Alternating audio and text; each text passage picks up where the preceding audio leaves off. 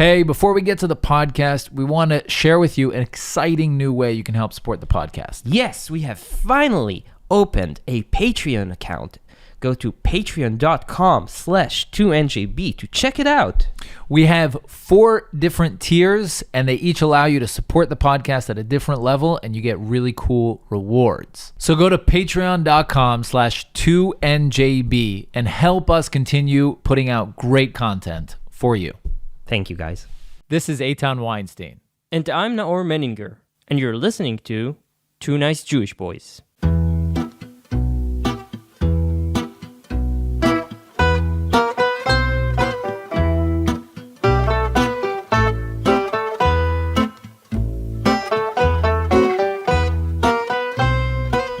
Never a dull day in the Middle East. As Israel is entering another round of elections, Iran is on the brink of getting a new deal which will allow it to become stronger than ever. And as if that's not enough, the entire global economy is threatened by inflation. It is in these delightful circumstances that we invited once again our seasoned guest, Opir Diane, to talk about recent events and much, much more. Opir recently came back from 2 years in the United States, where she was getting a master's degree in international security policy. 5 years. 5 years in the United I also States. did my bachelor's. But you did your bachelor's, came back, and then went for 2 years. You didn't come back. I was just here during COVID. Visit. You were but just here for the podcast. Yeah. Okay. I'm telling you, it was all worth it. So you got a master's at Columbia University School of International and Public Affairs, and you have a bachelor's degree in political science, also from Columbia University. You're a fierce advocate of the Jewish right to visit the Temple Mount, and you're part of the NGO ב2NJB. And you also are a columnist for the Israel Hayom newspaper. That's true. Wow, a lot of Titles. You are a lot of things. Wow, that's, like the Middle East, never boring. Never boring. Never a dull day. Thank you so much for joining us again. Thank you for having me again. It's always a pleasure to be here. So Where do we start? Is it? No, go ahead. What's new in Temple Mount? Unfortunately, not a lot. And even the things that are new are not as good as one would hope. I think for the last few years, we have been seeing improvements in terms of the numbers of Jews ascending the Temple Mount, the number of Jews understanding the connection between the Temple Mount and their Jewish identity. Gladly for me, and I think for everyone, these people are not necessarily observant. When I started ascending, I remember being struck by being, pretty much alone as a non-observant Jew, and not even to mention a non-observant woman. So I'm really glad to see, my friends who were doubting me at first and saying, why do you need to go there? It's only the crazy people. And now they're asking me to guide them on the Temple Mount. My friends, my family who were super afraid, sending hi from here to my aunt who, for 6 years refused to ascend the Temple Mount. Even after I took her husband and his brother, she was so scared. And one time she came with me, and a few months later, she came back with all her friends from work, and I guided all of them. And they're school teachers in Netanya, not, the typical, what you would imagine a group of settlers storming the Temple Mount. We need to explain, I think, the evangelical Christians or something like that. Or Ben Shapiro. Normal people. Yeah. We need to explain, I think, can you give a small recap of what's the problem? Yeah, the problem is largely that after 2,000 years that we have been praying to come back to this specific location, we have no idea how to manage it. In 1967, after Israel liberated it, it also decided that it's a quote, we don't need this Vatican. And it handed over civil control to a body called the Islamic Waqf, controlled by Jordan. All its officials are being paid by the Kingdom of Jordan. And they pretty much, set the tone there. So if they see a Jew praying, it offends them. So they tell the Israeli police to go and arrest that person.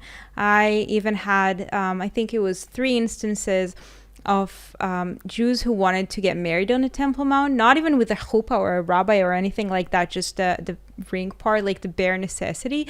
And they were arrested.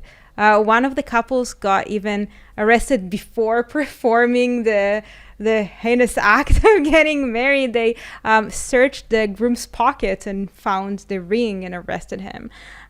So the issue largely is that it's the one place that is most important in Judaism, but Jews are not allowed to pray and worship as they should be, as anyone should be allowed to on the Temple Mount. And my organization, ב2NJB for the Temple Mount, is trying to maybe, get us back to normality, to understanding that Jews, like any other people, have the right to pray in their holiest site. And when you ascend, you're surrounded by cops and you get violent calls. And Yes.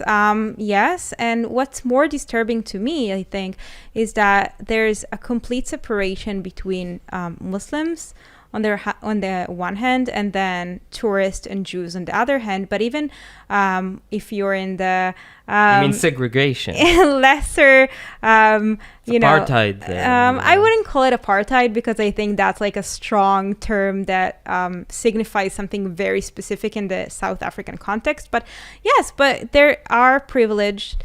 There is a privileged group, the Muslims, who can enter the Temple Mount in all hours of the day, any day of the week, play soccer, enter the Temple Mount from 9 out of 10 gates. And there are the Jews and the tourists who are allowed to ascend 5 hours a day, only Sunday to Thursday, no weekends, although, the Saturday, the Sabbath, is the holiest day in Judaism, but we're not allowed to enter. And even during the week, only 5 hours, not allowed to pray. And if that's not enough, the tourists and the Jews are separated, so the tourists can roam freely around the compound, while Jews are being herded, for a lack of a better term, by police officers. Well, escorted does not come with walk slowly, walk faster, stay in one group. Right? Don't You're move. not allowed to do we're not this. allowed to. Even like one time, I almost got arrested for shivering. It was so cold, and the policeman thought I was praying because I was moving. I was like, dude, I'm not observant. Even if I wanted to pray, I didn't know how. So I don't know what you want from me. But I have a question. Like, okay, we gave it to the Waqf, but legally, it's not ex-territory, right? No, the it's not an Israeli law ex-territory.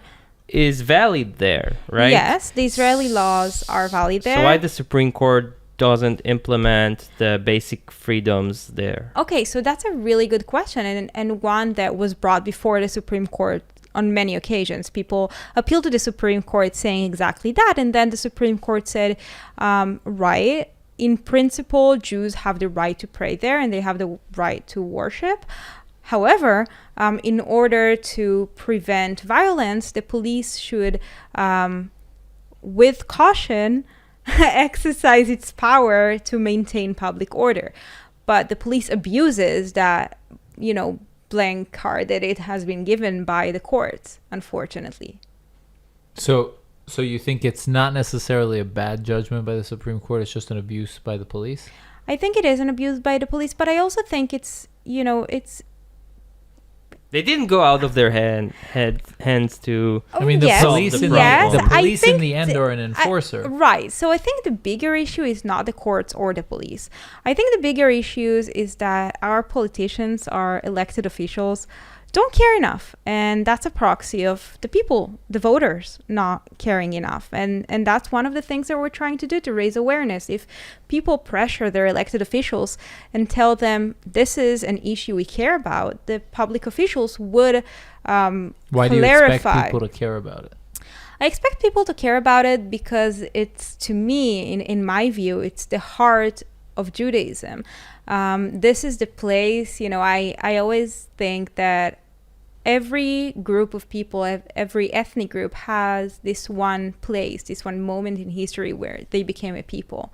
And for the Jews, it's the Temple Mount. There is no, question about it. And because it's the place where Abraham... It's the place of the binding of Isaac. It's the place, it's Mount Moriah. It's the place where both temples stood. But maybe even not less important than that, this is the place where, and think about it, the only place where Jews from all tribes, from all walks of life, for all socioeconomic statuses came together during the holidays to worship, and not just to worship, to meet each other, to mingle. Yes. This is the one place where they were all equal. They all, besides with the high priest, had the same status. And this is the one place where during the holidays they could come together with people, with Jews, with their brothers and sisters who they wouldn't have met in any other location. And you know, when I say that, a lot of times people tell me, yes, but you omit the bad parts. You know, there was hatred, there were rebellions, and, infightings among Jews. And to that, I want to say exactly. Being a people is not only about the good parts. What made us a people, what made us a strong group of people, what held us together through almost 2,000 years of diaspora are not only the good stuff, is that we overcame also the hard stuff that happened in this place. And the Muslims are really disgracing the place? Yes. So when you ask what's new, I actually wanted to say that, but I didn't want to open with that because that's a recent development that is been very worrying to us. And in recent weeks, we have been seeing a new phenomena of the Waqf garbage trucks just like pouring garbage, their waste all over the Temple Mount, including, and I don't know that, but I would assume that since they are doing it in a very specific place, which is where right in front the Holy of Holies, I don't think it's an accident that they are dumping it there. So in recent weeks, we have been in recent conversation, and that's the time, you need to say a nice word when it's due. And the Antiquities Authority of Israel has been very cooperative, and we have been appealing to them and telling them, look, this has been happening and it shouldn't. Unfortunately, the police and Homeland Security Ministry are not very cooperative with them. So we try to encourage people to talk to their elected officials, to email the Antiquities Authority, the police, and ask them to stop this. Who deters us? Like the Hamas, the PA, Jordan, Iran? Honestly, I think us.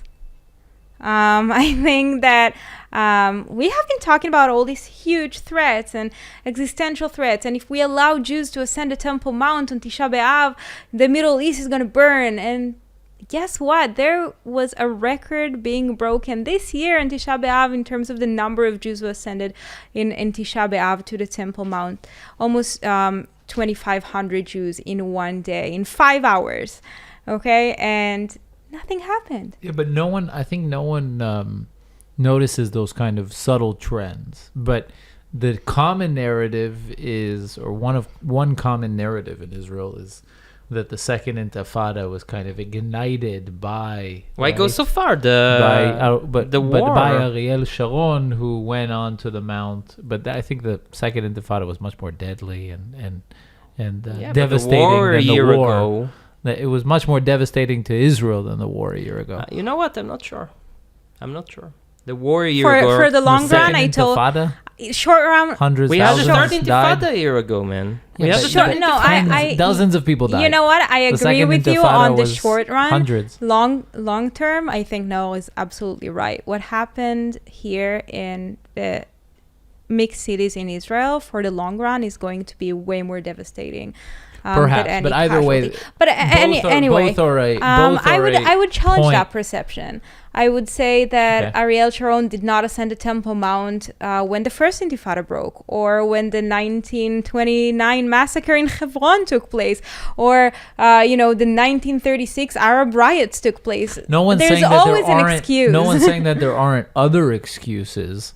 There's always an excuse for Palestinian violence. No one's saying that there aren't other excuses or that there isn't always an excuse, but they're saying that this is a very good excuse. Okay, so everything is a good excuse to kill Jews, and we need to get into our heads that no matter what we do, We'll find a reason to. they will find a reason to do that, and we can't segregate ourselves into these tiny quarters where we can allow ourselves to live in, and just allow them to narrow those quarters until we're pushed into the sea.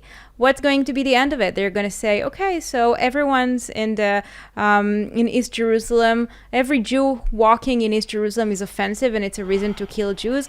And then you say, okay, so no Jews in East Jerusalem. By the way, what they did in Area A, any Jew entering Area A is not okay, and it's provocative. So Israeli Jews, not allowed to go into Area A, is under the Palestinian Authority. So then they will say that about the Temple Mount, and then they'll say it about East Jerusalem, and then Jerusalem overall, and what's going to be with us? We're going to just... But if we're going to reset the rules of the game... But no one's questioning that they're going to say it about the rest of Jerusalem. I mean... Now. The boundaries haven't moved much. Now. Since 1967. My family used to shop in Azun, which is the Palestinian village next to my house. They used to go there all the time. And now Israelis are not allowed by law to go there because it's a reason to kill Jews. It's not A territory. It is. That village is A. Yeah. So, and my parents never imagined that they would never be allowed to enter Azun again, but it happened because someone set a precedent that a Jew walking in Area A is a cause to kill him or her, and we accepted that paradigm, and it was set, and that's it. And I think and that... then laws were changed, and now yes, it's illegal to... And now, whenever you go, and you can see these huge red signs outside of every village or city that is Area A saying that that Israelis are not allowed to enter, but you see non-Jewish Israelis go there all the time. It's just another way of saying Jews are not allowed there. In the salami system. Right, and I think it's even irresponsible on an international level, not just in the Israeli context. I think that it sends a message to terrorists everywhere that they can threaten people and they will cave in. Even one of the strongest, wheel-powered and militarily strong countries in the world, they can just say what they want, and we take it for granted. We just do it. We follow their crazy demands. But you're willing to pay a price. I am willing to pay a price. I think that... Like even hundreds of dead Israeli soldiers. Or civilians. And hundreds of civilians. First of all, I don't think that's going to be the case. There's a risk, though. But there is a risk, and I think that if it's worth the price to you. Not every price and not every statement. I mean, there are things that are worth different risks. I'll give you an example from the Temple Mountain myself. So one of the police officers once told me that I'm not allowed to sing the Tikva, the Israeli national anthem, on the Temple Mount when I was doing it, which, by the way, is illegal to say because there is no law against singing the national anthem anywhere. And even in the briefings, they say no religious worship, and the Tikva is obviously a secular song. And the next time I did it, I knew they're going to kick me out, and they did, and I couldn't enter the Temple Mount for more than 2 months. But I was willing to take that risk because I thought that insisting on my right to do that was more important than the 2 months that I'm going to be removed from the site, or the, Yeah, you took the risk. But when you take the risk of, I don't know, conquering this is what we're talking about, right? We need to conquer the we Temple don't Mount. Need to conquer, we control it. There are Israeli police officers but on the Temple Mount every single day. We need to implement our sovereignty over Temple Mount. Yes. So the price, I think the risk of not doing it is way higher. Could be. I'm not saying I'm against it, but I'm saying in the Middle East, when you do such a thing, you never know what's the price you're going to pay. 100%. Things escalate so quickly, and you can find yourself in an all-out war in the north, in the south, and it'll be too late to step back. So you got to presume the worst. I agree. I agree, and I think the risk of what's going to happen is worth taking, because I think the risk of what will happen if we won't do that is way graver and more probable. Eitan, what do you think? I mean, you know my opinion. I generally I agree with you. I'm playing devil's advocate to push back a bit, and B, there are, I think, nuances which maybe I differ. I wonder if I guess timing is one of them. Like, would you advocate that tomorrow the government implement its sovereignty? What do you mean by implementing sovereignty? Meaning pass legislation that Jews can, or whatever it is. I don't know if it's legislation or if it's like bylaws or what it is, but like pass whatever needs to be passed and say Jews are allowed on Temple Mount whenever they want. Have politicians make, you know, like PR visits to the Temple Mount, like, you know, just like you put Jews, thousands of cops there to and put thousands enforce. of cops to enforce and tell the Waqf, like, go fuck yourselves. You're here administratively. You can't tell us what to do. So I think the funny or sad part, whatever way you want to look at it, is that there is no law or bylaw saying that we can't be there. Until the Second Intifada, the Temple Mount was opened on Saturdays and Fridays, and Jews were allowed to enter pretty much freely. So who implemented that rule and who enforces it? So the police enforces it, and obviously. The Waqf implemented it. Yeah, and they just gave us a sign and said, you know, we don't want you here. After the Second Intifada, the Temple Mount was closed hermetically for Jews for 3 years. And when it reopened very gradually, and we experienced that graduality that hasn't changed much since. It's ironic that Sharon, who allegedly caused the Intifada, he was the prime minister in the next 3 years, right? Yeah, so he and was it's also the one ironic that Sharon, who built settlements, was the one to evacuate them later. I think Sharon is you know, a riddle. It's not a riddle. It's an opportunist, but okay. Yeah. My point is, I guess I would advocate gradual change. I agree with you. And leveraging, leveraging specific moments to implement drastic change. So I think maybe in wartime, kind of like we conquered the Golan Heights and the territories during the 1967 war, use those moments where everything is already gone to shit to take over and say, this is it. There's a new sheriff in town. First of all, it could be a part of a system of sticks and carrots, and saying, you started a war, and now the stick is that Jews are going to be allowed more freely into the Temple Mount, definitely. But also, I think a more substantial and important statement is that obviously you can't do it all in a day, and you shouldn't do it all in a day. It should be a gradual change, and even more than me caring about what they are going to think or what they're going to do, I'm thinking of my own people. I think there's going to be there are going to be objections inside my society within Israeli Jewry, saying you shouldn't be doing this. I think there should be a lot of work done to get public support before you do anything. I think that nobody is going to object to opening the Temple Mount 6 or 7 hours a day for Jews instead of 5. But if you say now, well, on Fridays, we open it freely while, hundreds of thousands of Muslims are praying their Friday prayers at Al-Aqsa Mosque, that's going to be an issue. I think everything should be gradual. And I don't want to put in risk those Jewish worshippers who would want to go onto the Temple Mount. Yeah, I think there needs to be strict enforcement of whatever the current rule is, and along with gradual change. So I think the idea that specific politicians are stopped or even delayed in their ascension to the Temple Mount is just ridiculous. I totally agree with you. Yeah. I totally agree with you. So let's talk about Colombia a little bit. So you were there for 5 years. 5 years. So we care obviously about your education, but even more about I don't know. What do you get out of it? I thought it would be polite. Oh, we get an avid future prime minister, maybe. Or okay. Why maybe? But but even more like the whole Israel situation in the campuses, and you were there during the war, actually, right? Or were you here? I was here, but still, leading my campus group over there. It was during COVID, so nobody was like really there. Right.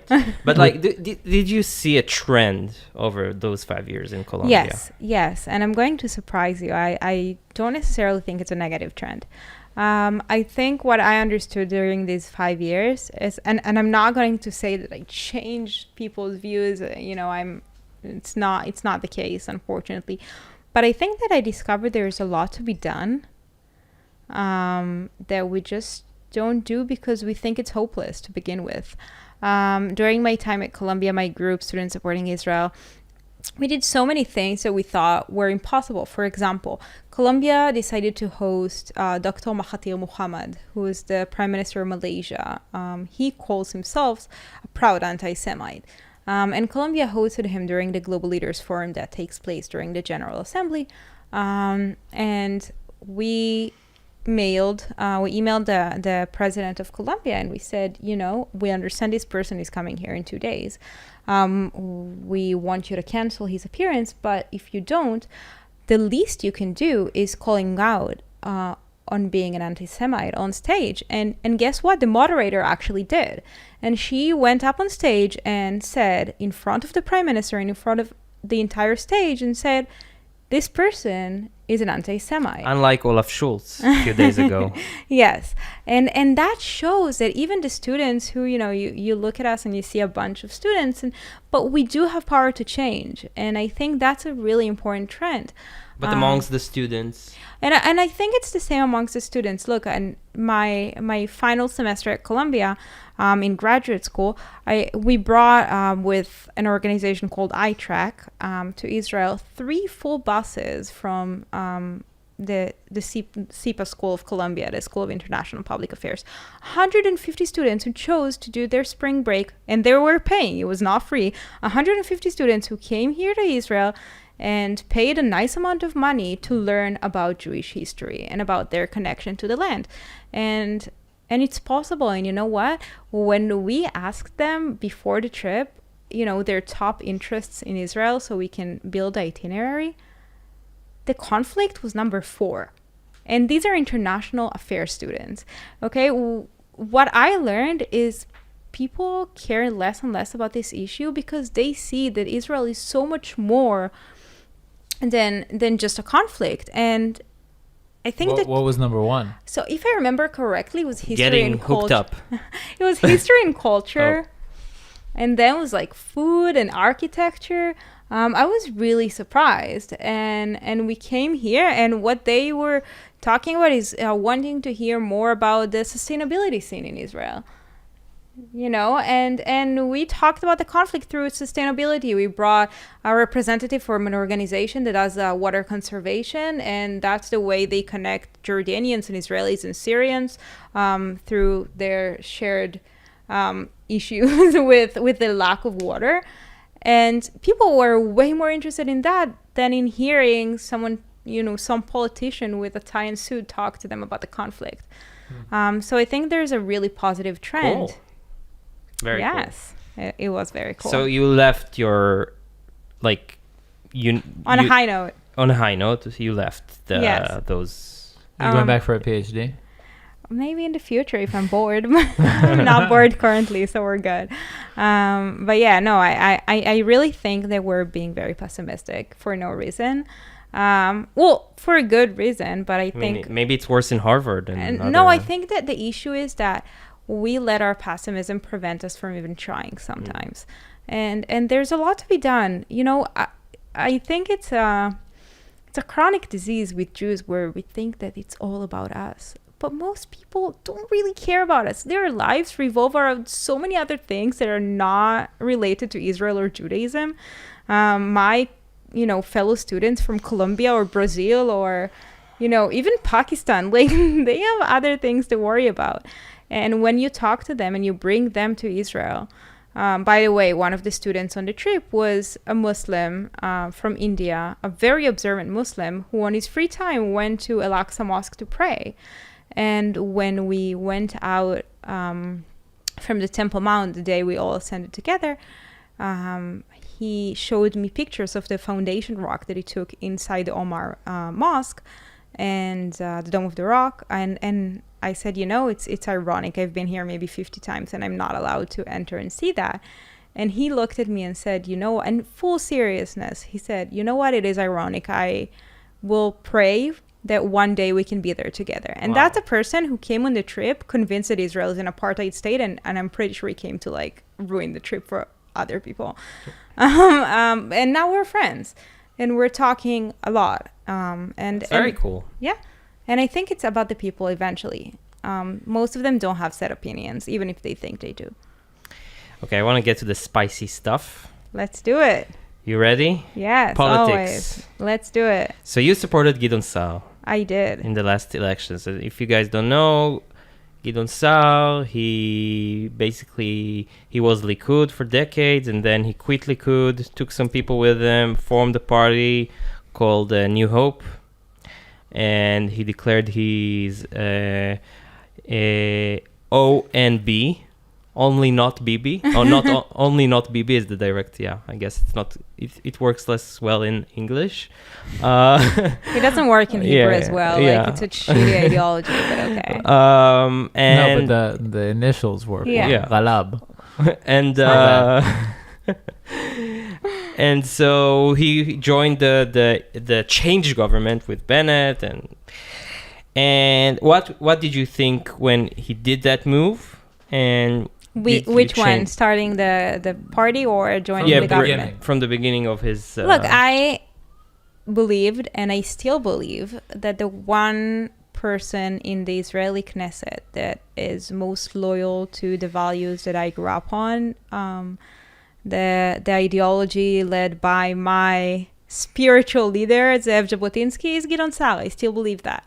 I think that in the name of political survival, he sometimes does not follow the direct ideology that he believes in. And I do not regret supporting him in the first elections. I can't vote for him now because he joined forces with Benny Gantz. And first of all, he has legit communists on his list, like Alon Schuster and people like that, but also because I don't trust Gantz to be prime minister. Why? I doubt his ability to make,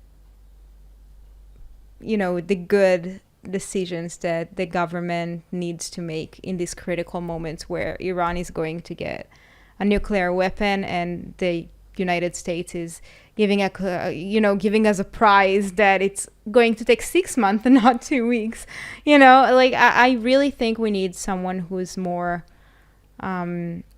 not just experienced, but more able to make those cold-hearted decisions. I don't think that's Gantz. But if Gideon Sa'ar has these values, how come he's now running together with the complete opposite? It's very extreme. Yes, I think political survival is, very scary for some people. The prospect of not being in the next Knesset, that's what's going to happen to his party, got the best of him, and I think that's really unfortunate. I think that's irresponsible. I think that supporting someone like Benny Gantz to be prime minister is not the right decision. But doesn't it mean maybe he's a liar?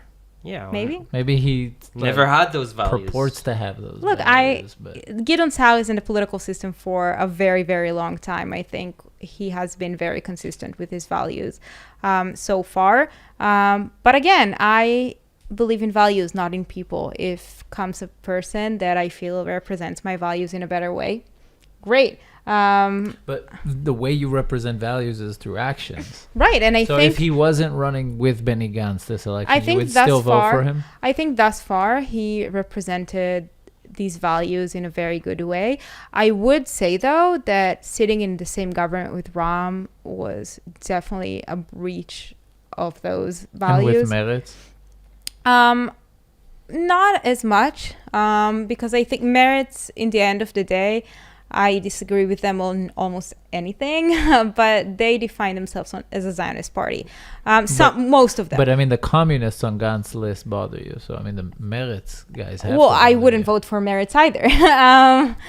Obviously, I think the issue is sitting with Ram is again giving a prize to those who support her, and you can't hide it. People who are slated on Ram's list visited families of terrorists, and they consulted them. Like that's not but I'm trying legitimate. to understand the line. So you don't want him to run with someone that's a communist, but afterwards to form a coalition with them. Well, you need to form a coalition. You know, that's the political game in Israel. I think we should change the system, but that's the system. You need to but collaborate you don't necessarily with. need communists. Well, you need to collaborate with someone you disagree on.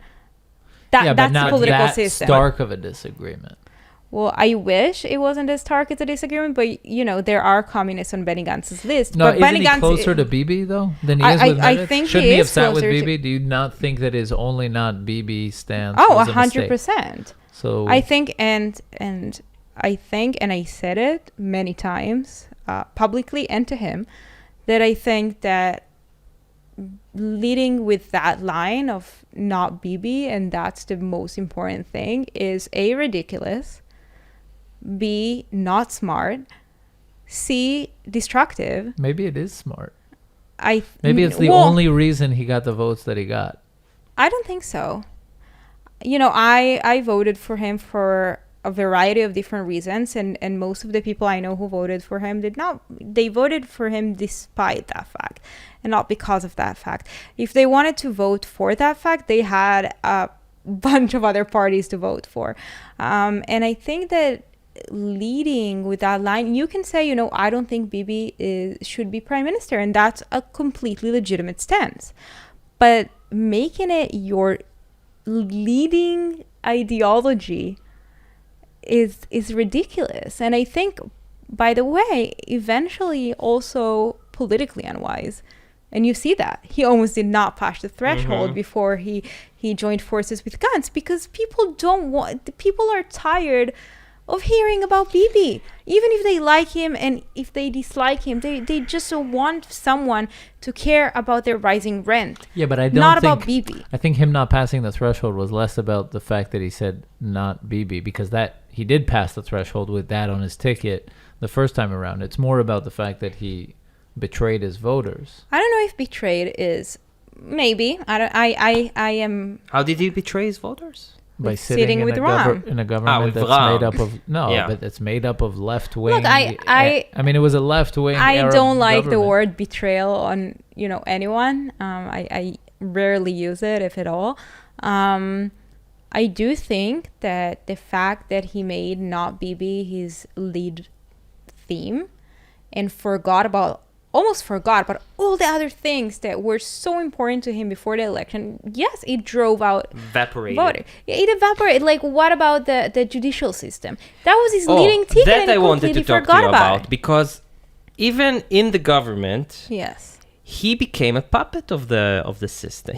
For people who don't know, Sar became the minister of judiciary of justice, and the main thing that he found himself in an extremely powerful, crossroads.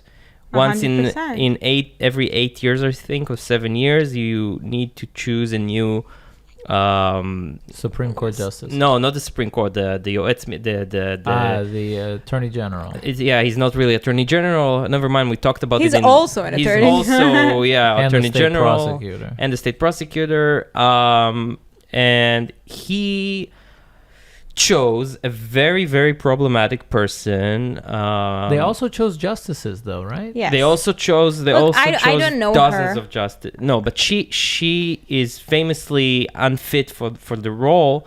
She came from nowhere. Nobody knows who she is, and she does everything that the system tells her to do. We see it now, I think, very vividly. Well, I would not comment on that because I feel like I don't know her past well enough to judge on that. But I would say that when someone like Gideon Sa'ar leads his entire campaign with, I am going to separate the two roles of state prosecutor and public attorney, like, and you don't do any of it. You don't even try. You don't do any. It evaporated after the elections, and I think it's sad.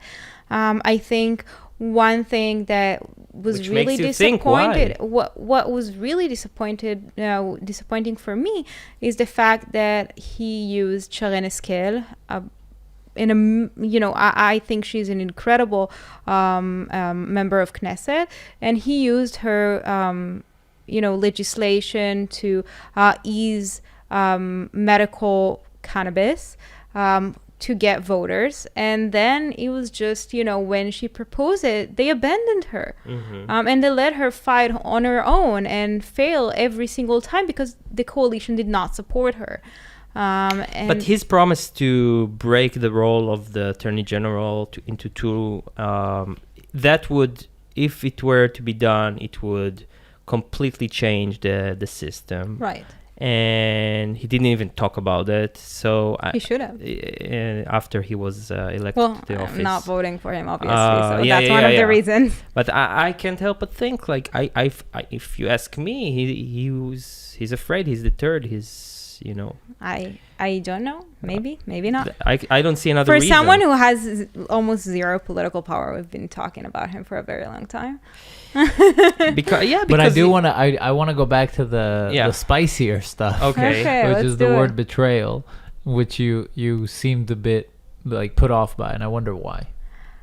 Because I think in the Jewish context, betrayal has a very specific meaning, and it's very clear what you do with traitors. And I think it's but betrayal doesn't imply traitor. Well, in the Israeli context, and when you translate it to Hebrew, it does. It's the same word. It's the same word, boged. And it's very clear what you do to them. But it's also, there's a difference between saying someone bagad and someone boged. Because boged implies that is the quality that defines that person's character. I wish people would be as subtle and as like fine tuning of every single term like you. Unfortunately, in the Israeli context, it doesn't work this way. And I think that I there are a lot of that's true. I think people are careful with their words, and I think that's how I experience it. And that's the reason. Agree with her. That's the reason I avoid using that word. And I think there's a lot of other very strong words to describe what they did. Traitors betray, but you can be a traitor without being you can betray without you can be being a betrayer. Not in Hebrew. No, you can be a betrayer without being a traitor legally. Like you can not have but it's not a legal discussion. You cannot have betrayed your country and betrayed your voters. Yes, but in the Israeli context and in the current political system, it's very mixed up. And I think there's a variety of other ways to describe what they did. They deceived their voters. They cheated them. They stole their votes. Betrayal. How would you say they cheated them in Hebrew? Rimu. Okay. That seems to me a bit I'm a nuanced person. Letting that is what it is. It's not nuanced. I think it's letting them off the hook. These people committed, in my eyes, a despicable act. I agree. I totally agree. So I just don't think cheating is not despicable. But in the Israeli context, cheating is betrayal disgusting. is something cheating is not despicable. Right, but in the Israeli context, betrayal is something like collaborating with the enemy, and as I don't see Meretz as my enemy. But Ram is. And they collaborated with Ram. That's true. Yeah, it's a the terrorists are my enemy. The members of Knesset are not. Even Ram. It's tough question. It's a tough question. Okay. I think we should get comfortable with the idea that they betrayed their voters, because I think that's what politicians. So far, I'm not. So I think politicians are tasked with one job and one job only, which is to say they're going to do something and then do that. And that's what representation is to listen to you and then do what you said. So if you don't do that, you have fundamentally like torn down the core of your job. Yes. And that's a betrayal. All of that with the exception of the word betrayal, it's exactly what I would say about them. 100%. I just think in the Jewish-Israeli context, betrayal. It's interesting because when a husband or a partner cheats on his wife, in Hebrew, you call it a traitor. Yeah. Right. They didn't collaborate with the enemy. Well, true. Not every other woman is an enemy of my wife. But if I slept with any woman, I would be a traitor because I betrayed the core function of my responsibility. Luckily, Israelis still differentiate between the two terms of like betraying on your wife and betraying your country. Well, Yeah. not all women though. Some of them might hang you in the, That I don't know. without a trial. without a trial. But are you a part of like what's your thoughts about the government?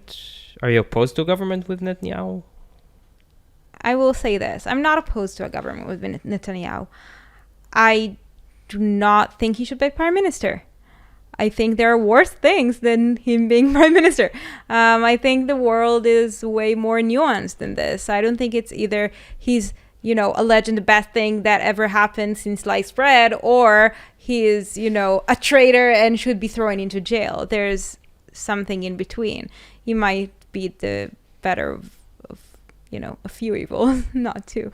And I think that, in my ideal government, he wouldn't be prime minister, but I understand that, the world doesn't work this way. Sometimes the government is not going to be my ideal one, and he will be prime minister. And I recognize that there are at least 1 million Israeli citizens who want him to be prime minister. Who am I to tell them that he shouldn't? If you ask my moral compass, yeah, he should step aside and clear his name and then come back with a bang and be prime minister again. And I think he should dedicate his time fully to clearing his name and then coming back for himself, but for Israel as well.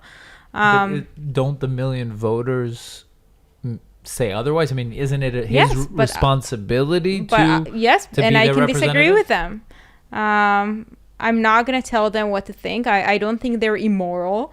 I think we don't have the same opinion on this issue. And I ideally would like the prime minister he's leading my country to be someone who is not being doubted. No, but I'm saying something else. I'm saying once the facts on the ground are that I have 1 million votes, isn't it my responsibility Yes. as a public figure to 100%. not put aside the country and deal with my political issues? Yes, with with the my, legal exception issues? that the Israeli system is not a personal election system. So it's not real. They chose Likud. Yeah, but if he were to step aside, I mean, come on, Likud wouldn't get the same amount of I'm not votes. sure. I know people who voted Likud and would have preferred someone else from the Likud heading the party. Do you think if Bibi wasn't heading the Likud, they would get 35, 36 mandates? No. So how many left? But How many? I wouldn't think they would get 5. I think there is a margin of people who would still vote Likud even That's an if it interesting was- question, because then that's like the people who voted Bibi. So how many do you think they are? Who knows? I don't know. Who knows? No, it's a. I'm sure there's a The survey on that. No? question- Like, who would you vote for Likud without Bibi? Look, in the primaries,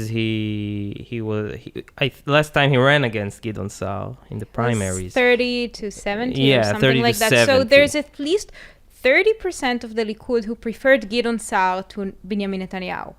Okay. So even if we go safe and we say 50%, so it's 500,000, 600,000, 700,000 and people. and it's almost 50% of the people who are voting for this party. Yeah. So that's not a negligible number of people. No, absolutely. And that was only Gideon Sa'ar. There are people who maybe wanted Nir Barkat or Yuli Edelstein or, I don't know, God forbid, Israel Katz. I don't know. No, but I think what I'm saying, I guess, is if it's 600-700 people, then like as an individual, if you 100,000. carry what? No, not 100,000. He has a responsibility to them, 100%. I just don't think that's the reason that he's staying. Oh, okay. So Fair enough. And I think his responsibility as a prime minister, there's two things. As a head of party, and he is responsible for his voters, 100%. But when you're a prime minister, you don't only represent your voters. You represent an entire country. And for the sake of this country, I think he has a bigger responsibility. And that's clearing his name and not dragging Israel into this mud fight with the international scene, the international media, and making Israel look like a banana republic. But I think he looks at it. I mean, I differ there because. Well, he obviously doesn't see it the same way. I won't get it. I won't go into his motivations, but I can clearly see that. I mean, I could clearly say that it's a very high likelihood that the way he sees things is that if he's not leading the country, things are much worse off. Okay. Yes, I believe that that's what he believes. Not necessarily what I believe. Okay. Would you like? I won't ask you who you're gonna vote for, but would you? Well, share you can. I don't know. You don't. So that's what I want to ask. Like, can you share with us like your main? It's just interesting the dilemma. Well, I wish I had a dilemma. I really, honestly, like it's really hard for me to say. There's no one to vote for. I'm a member of Likud for many years. I voted in the primaries.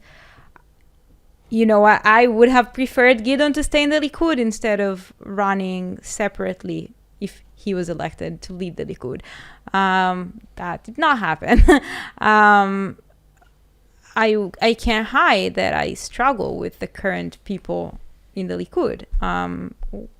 And I think some of them are not representing what the Likud should be. When you say the Likud is a national liberal party and there are members of Knesset in the Likud who want to ban parts of the internet and give subsidies to people to have as many children as they can, like that's not a liberal party. When you object gay marriage, you are not liberal. and to me, it's an issue. There are also not quite a few liberals in the list. 100%. And I think that's a very good, that's good news. The fact that Amir Ohana is number 5 on the list is a very good news for the liberals. Yeah. Okay. So you came back.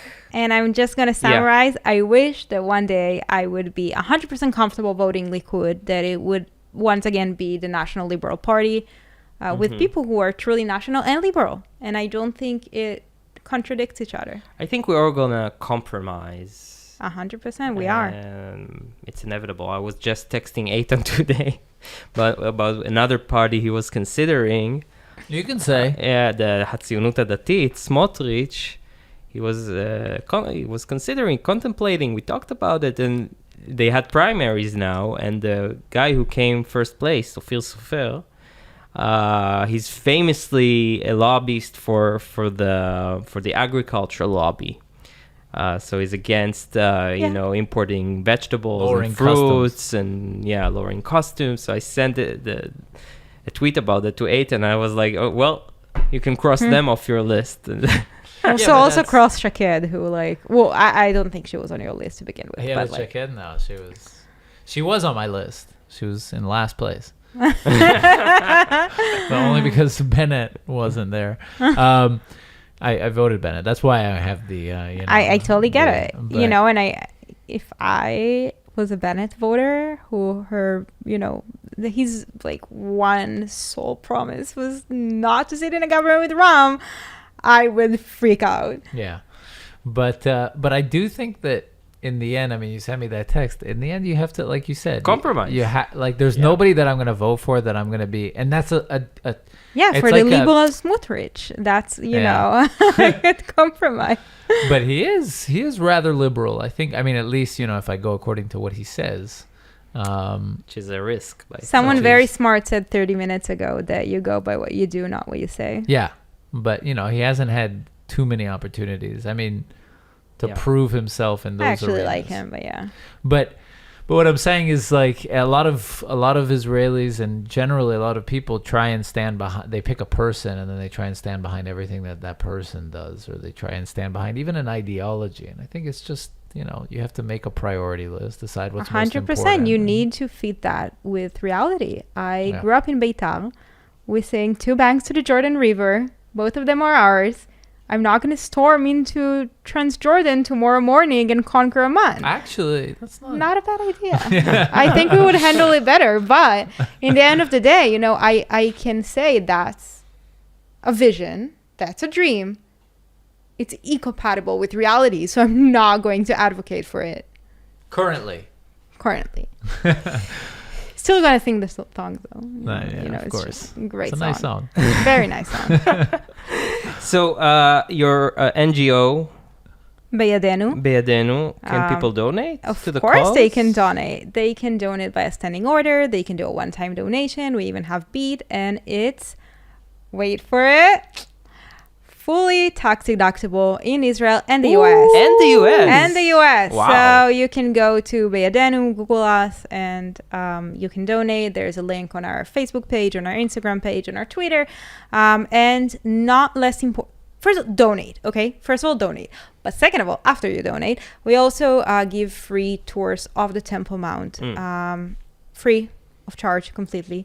In Hebrew, in English, sometimes in French. So there's a link there also, and you can just reserve a tour. How much in advance you need to... Whenever you want. We have guides there every single day. Okay. Very cool. Very. Awesome. And you're on social media. Yes, and you should follow me, not just Beyadenu. Yeah. So Ophél Dayan 94 on Instagram and Twitter. Ophél with an F. With an F. Yes. PH is like, who are you? It's despicable, yeah. Yes. Okay, anything else we need to plug? No, I think we're good. Okay. So thank you so much for coming. Thank you It for was so having much me again. fun. It's always a pleasure. Thank you. And happy you're back in Israel. Me too. Guys, we opened a Patreon, so go to patreon.com/2NJB and help us out. Rate us 5 stars on Spotify. Follow us on YouTube to see us. Tell all your friends about us. Yes, friends, family. Yeah. And Family too. Just like random people on the street. Random people. Yes. Hold signs up. For sure.